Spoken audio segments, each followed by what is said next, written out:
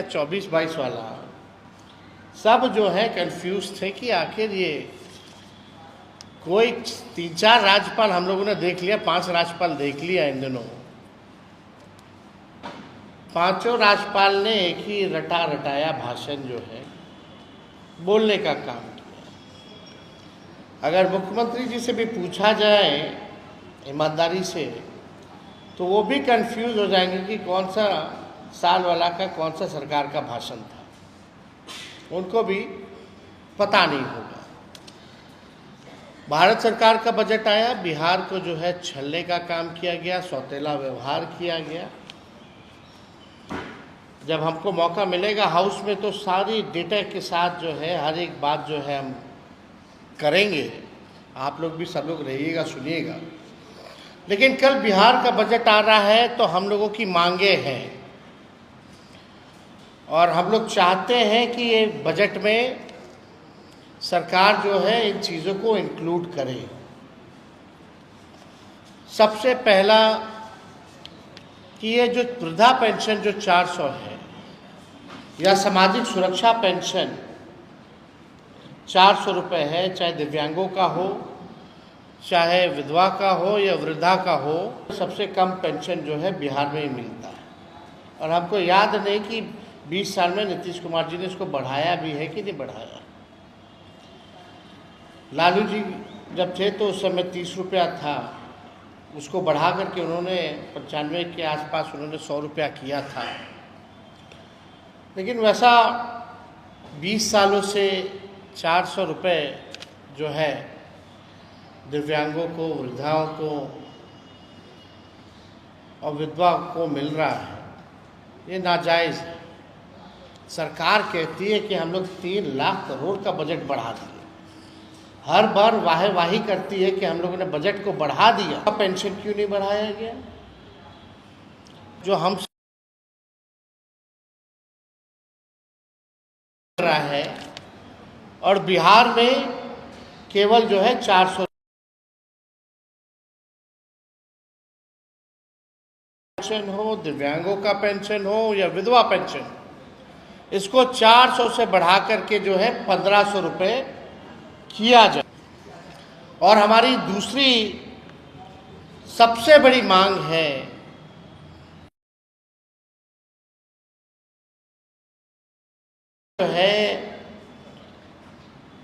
सबसे ज्यादा बढ़ा हुआ है अब तक के मुकाबले। में अगर कोई बीमार पड़ जाए तो इलाज कराना, दवा कराना, घर का बजट है। महिलाओं को लेकर के नीतीश जी हमेशा वाही लेते हैं, कहते हैं कि महिलाओं के लिए कुछ किया, पहले कुछ था, पहले कुछ पहनने लगी हैं महिलाएं। लेकिन आदरणीय मुख्यमंत्री जी, ये भारत सरकार का आप डेटा पढ़िए, आंकड़ा पढ़िए। हम तो ज़्यादा पीछे की बात नहीं करना चाहते, हम वर्तमान और भविष्य की बात करना चाहते हैं। और वर्तमान में अगर आप देखें, नेशनल फैमिली हेल्थ सर्वे हुआ पूरे देश में, उसके अनुसार देश में सबसे अधिक 65% बिहार की महिलाएं अनिमिक है। अब हमारी माताएं बहनें लगभग बिहार में 65% जो हमारी माताएं बहनें हैं उनको खून की कमी है। और आप देखिएगा कि महंगाई से परेशान है। जो बच्चों का जो है बिहार ही सबसे अधिक स्टंटेड यानी बौनेपन के शिकार। हमारे बिहार के बच्चे देश भर में सबसे ज़्यादा बौनेपन के शिकार हो रहे हैं। आपकी सरकार ने अभी तक इस पे कोई ध्यान नहीं दिया। महंगाई, पति कोई ना कोई बिहार का भाई हमारा पलायन कर रहे हैं, घर चलाना पड़ता है महिलाओं को। खरीद नहीं सकती, खा नहीं सकती, सारा घर का भार महिलाओं खाते में दे ताकि उनमें कोई खून की कमी ना हो और हमारा आने वाला भविष्य बौनेपन का शिकार ना हो। ये काम कम से कम मुख्यमंत्री करें।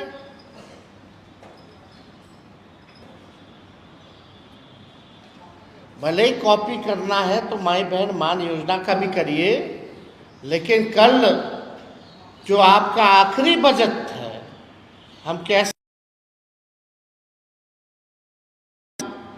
महिला महंगाई के ज़माने में आप 2500 रुपये उनके खाते में आप लोग डलवाने का काम करें, और हमारी कोशिश रहेगी कि आपसे हम डलवा करके रहें,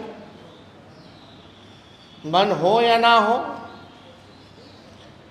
तो हमारी तो कोशिश रहेगी कि ये काम जो है महिलाओं के खाते में जल्द से जल्द पैसे आए, इसके लिए हम लोग जो है पुरजोर कोशिश ही नहीं बल्कि काम भी करेंगे, कुछ ना कुछ डालें। दूसरी बात हम ये कहना चाहते हैं कि गैस सिलेंडर जो खाली है, लोगों का चूल्हा नहीं जल रहा है इस महंगाई के चक्कर में, तो गैस सिलेंडर का भी कम से कम 500 रुपये करें। और 5 लाख नियुक्ति पत्र हम लोगों ने बांटा था, 3 लाख नौकरी प्रक्रिया अधीन करा के आए थे, उसके बाद से स्थिर पड़ गया है। तो हम चाहेंगे कि जो हमारी सरकार ने जो प्रण लिया था 10 लाख नौकरी देने का, 5 लाख नियुक्ति पत्र हम लोगों ने बांटा था, कई पद कर लाखों में सृजन हम लोगों ने किया था, कम से कम उसका भी नियुक्ति पत्र वितरण जल्द से जल्द मुख्यमंत्री महोदय कर दे। ये हम लोगों का जो है मांगे हैं। और सबसे महत्वपूर्ण बात, जब हम लोगों ने बिहार में जाति आधारित गणना कराई थी तो उसमें 94 लाख ऐसे परिवार जो पाए गए जिसका आय 6000 से कम यानी गरीबी रेखा के नीचे थे। उस समय हम लोगों ने तय किया था कि इन 94 लाख परिवारों को हम लोग कम से कम 2 लाख रुपए का सहयोग हम लोग करेंगे। लेकिन ये योजना जब से हम लोगों की सरकार गई है तब से ये काम नहीं हो पा रहा है।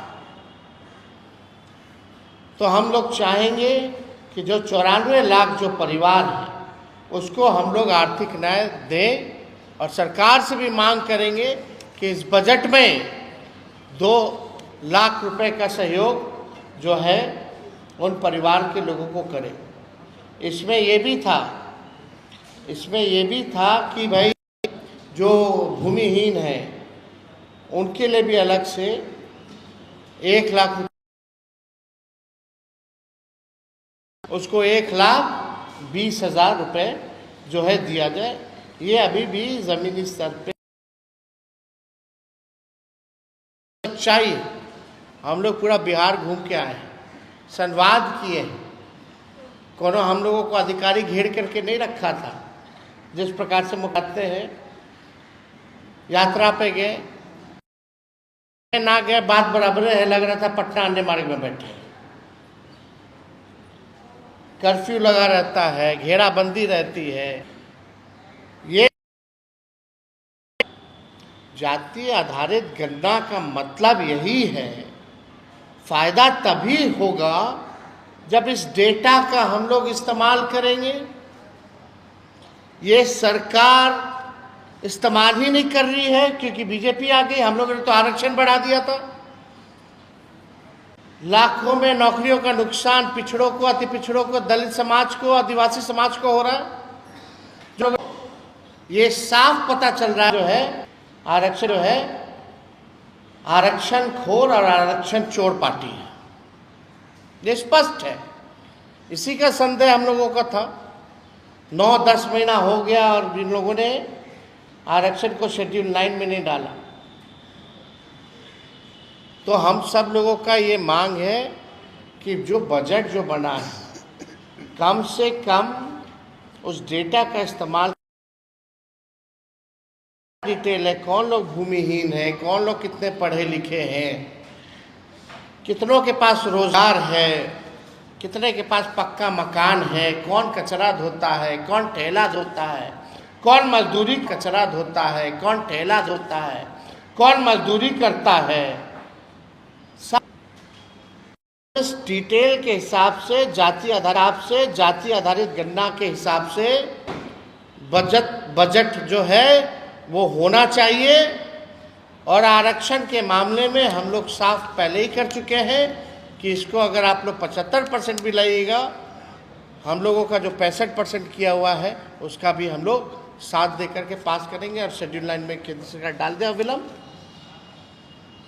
तो हम सब लोग यही चाहते हैं, जो हमारी मांगे हैं, उम्मीद करते हैं कि इसमें जो कल बजट जो होगा, कम से कम महिलाओं के खाते में पैसे देने की बात होनी चाहिए। और हम सब लोग पूरे बिहार में हम लोगों ने घूमने का काम किया। आगे और यात्राएं हमारी होंगी, घूमते रहेंगे हम तो हमेशा। लेकिन एक बार बिहार के सामने हमारा जो विज़न है, जो हमारा रोड मैप है, जो हमारा ब्लूप्रिंट होगा कि क्या नया मॉडल होगा जिससे हम बिहार को आगे ले जाएं, उस पर हम लोग जो है बड़ी गंभीरता से हम लोग काम कर रहे हैं। और वही चीज़ हम लोग करेंगे जो होने लायक होगा। हम लोग जुमलेबाजी करने वाले लोग नहीं हैं। हम लोग जो कहते हैं वो कर करके दिखाते हैं। और नीति आयोग का आपने रिपोर्ट भी देखा होगा, जिसमें बिहार जो है साक्षरता के मामले में, प्रति व्यक्ति आय या निवेश के मामले में, या किसानों के आय के मामले में जो है बिहार सबसे फिसड्डी है। गरीबी में, पलायन में, बेरोजगारी में बिहार अव्वल राज्यों में है। 20 साल इन लोगों के एनडीए सरकार के बाद 11 साल डबल इंजन की सरकार, फिर भी बदहाल है बिहार। गरीबी, बेरोजगारी, महंगाई, पलायन, कोई कारखाना नहीं, कोई इंडस्ट्री नहीं, लोग परेशान हैं। और एक और हमारी मांग छूट गई थी कि भाई, महत्वपूर्ण मांग ये भी थी कि जो बिहार में बिजली सबसे महंगा, जो पूरे देश में सबसे ज़्यादा मिलता है, तो हर घर कम से कम 200 यूनिट सरकार जो है फ्री में बिजली भी उपलब्ध कराने का काम करें। स्मार्ट मीटर से हर कोई जो है परेशान है। गांव के लोगों का कहना है, ग्रामीणों का कहना है। हमारी हर पंचायत, 8000 से ज़्यादा पंचायत के प्रतिनिधियों से बातचीत हुई है, कम से कम 200 यूनिट फ्री में बिजली उपलब्ध कराएं। और कम से कम किसानों के लिए भी जो है फ्री में बिजली उपलब्ध सरकार को कराना चाहिए। तो ये हम लोगों की मांगे हैं, जो हमको लगा कल बजट आ रहा है, और इस बात को तो हम लोग कई महीनों से हम लोग ये कहते रहे हैं। अब सरकार को ध्यान देने की ज़रूरत है। हालांकि सरकार जो है, आप लोग जान ही रहे हैं, आज की स्थिति बिहार में कोई सरकार नाम की कोई चीज़ नहीं रह गई है। हाउस कैसे चल रहा है, सदन कैसे चल रहा है, वो भी आप देख रहे हैं। सरकार कैसे चल रहा है, वो भी आप देख रहे हैं। तो हम लोग हर एक मुद्दे को विधानसभा में भी हम लोग उठाएंगे। और 4 तारीख को मेरा भाषण भी होने जा रहा है राज्यपाल के अभिभाषण पे। तो सरकार का पोल भी जो है हम लोग खोलने का काम करेंगे, चाहे भ्रष्टाचार का मामला, चाहे अपराध का मामला हो, चाहे गरीबी, बेरोजगारी, महंगाई का मामला हो। और हवा में नहीं, उनके मंत्री लोग हवा में जवाब देते हैं। हम लोग बाकायदा ऑथेंटिक डेटा के साथ जो है सरकार के सामने हम लोग बात को रखेंगे। लेकिन आप लोग सब लोग देखिएगा, जब माननीय मुख्यमंत्री जी जवाब देने उठेंगे तो वही टेप रिकॉर्डर बजना शुरू हो जाएगा। वही टेप रिकॉर्डर हमको लगता है आप सब लोगों को रटा गया होगा। जब मुख्यमंत्री जी खड़े होते होंगे भाषण देने, तो अगला उनका क्या शब्द होगा, क्या सेंटेंस होगा, वो आप लोग अपने मन में गुनगुना लेते होंगे। ये सच्चाई है। इसलिए हमने कल ट्वीट करके कहा कि भाई 15 साल से पुराना अगर गाड़ी हो जाती है तो सरकार इजाज़त नहीं देती है चलाने के लिए, क्योंकि गाड़ी खटारा हो जाता है, प्रदूषण करने लगता है, मेंटेनेंस बार बार चाहिए होता है, फिर भी खटारा ही रहता है। तो अब समय है, बिहार के लोग नई गाड़ी पे बैठना चाहते हैं, तेज़ रफ्तार से बिहार का विकास चाहते हैं। 20 साल इनका गति हम लोगों ने देख लिया, जबकि जब 11 साल ये डबल इंजन की सरकार में है। अब बिहार चाहे कूद के प्रधानमंत्री आए, मोस्ट वेलकम प्रधानमंत्री जी, आप 300 दिन क्या 365 दिन अब मखाना खाइएगा, सुबह शाम सत्तू घोल करके पीजिएगा। घोलना नहीं आता है तो लालू जी सिखा देंगे। सूखा भी खाया जाता है सान के, और घोल के पिया भी जाता है। तो बिहार की जनता एनडीए सरकार को अच्छे से इस बार चुनाव में सबक सिखाएगी। जिनको सनवाना होगा सनवा देगी बिहार की जनता, जिनको घोलवाना होगा बिहार की जनता घोल देगी। तो अगर आप लोगों का कोई सवाल होगा तो आप लोग पूछ सकते हैं।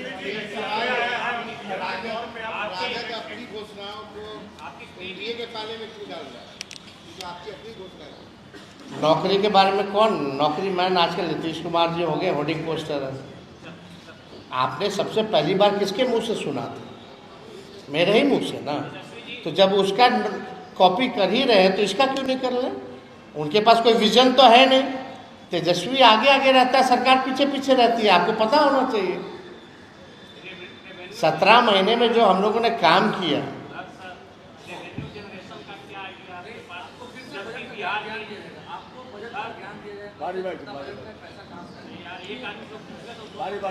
देखिए रेवेन्यू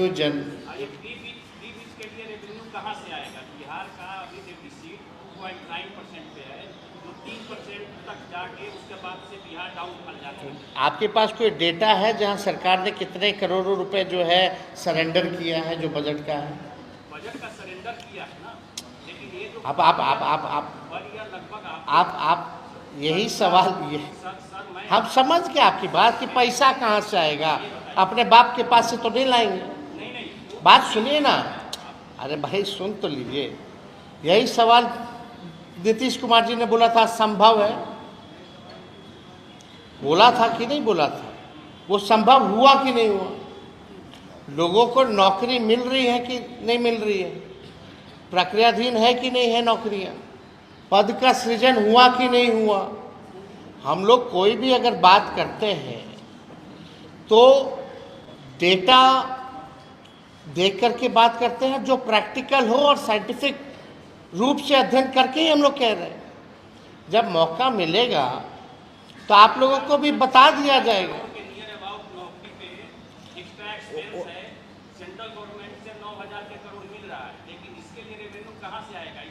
रेवेन्यू है नहीं, सरकार के पास पैसे नहीं है। आप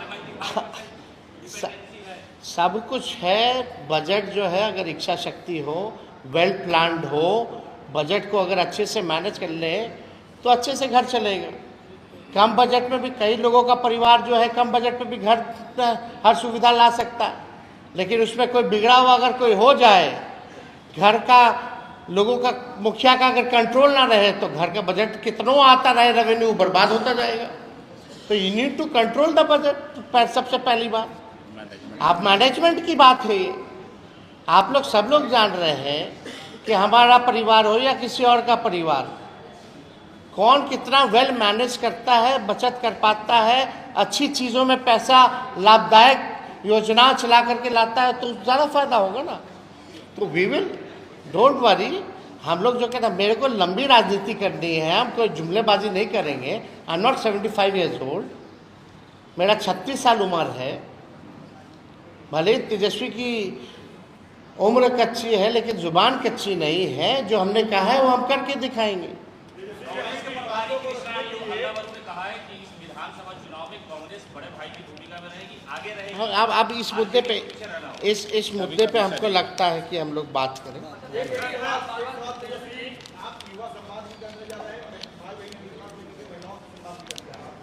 नहीं, हमारा संवाद देखिए रसोइयों से भी होने जा रहा है, युवाओं से भी हो जा रहा है, महिलाओं से भी होने जा रहा है और दिव्यांगों से भी होने जा रहा है। और आने वाले समय में हर लोगों से, किसानों से तो हम मिलते ही रहते हैं, कभी भी टूर पे जाते हैं तो खेत में उतर के मिलते हैं, जाते हैं।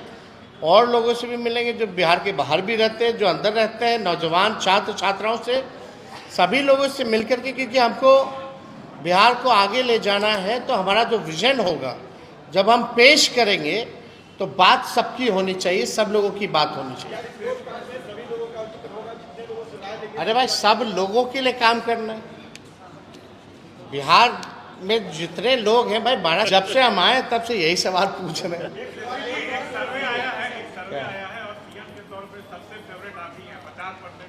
अब देखिए, हम लोग काम करने में लगे हुए हैं ना, सर्वे आता रहेगा जाता रहेगा, इस पे हमारा ध्यान नहीं है। हमको अपने आप पे भरोसा है, विश्वास है कि बिहार की जनता इस बार हम लोगों को अवसर देगी। हम लोगों ने जो 17 महीने काम किया है उस पर भरोसा करेगी। बिहार अब नया चेहरा देखना चाहता है, नया मुख्यमंत्री देखना चाहता है। बिहार तेज रफ्तार से विकास करना चाहता है, बिहार की तरक्की चाहता है। हम लोग को पूरा भरोसा है कि 20 साल मौका नीतीश कुमार जी को मिला है। अब नीतीश कुमार जी ओल्ड मॉडल हो चुके हैं, अब बिहार को नया मॉडल की जरूरत है। आखिरी सवाल अच्छा, 2 सवाल आखिरी, चलिए।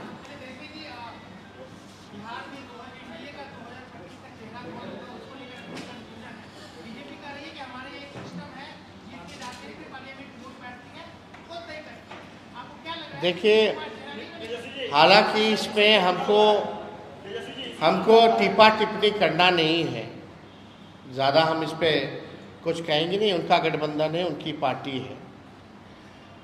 लेकिन अगर एक बिहार के नागरिक के हिसाब से अगर हम देखें, नॉर्मल जनता के हिसाब से, not as a politician, BJP की जितने alliance party, north south east west, जो भी रीजनल पार्टी रही है, क्या हुआ उनके साथ? AIADMK का क्या हो गया? PDP का क्या हो गया? शिवसेना NCP का क्या हो गया? अब नॉर्थ ईस्ट में चले जाए तो छोटे छोटे दल हैं, वहाँ उन्होंने क्या किया? यही डर का कारण था ना, जब 21 में 22 में मुख्यमंत्री जी हमारे पास आए थे कि हमको तोड़ रहा है बीजेपी। अब सच्चाई ये है कि दल को तोड़ नहीं रहा, दल पे कब्जा लिया गया है और माननीय मुख्यमंत्री अपने हाथों से ही बीजेपी के लोगों को बैठा दिया। ये सच्चाई। तब वो जाने, उनका गठबंधन जाने।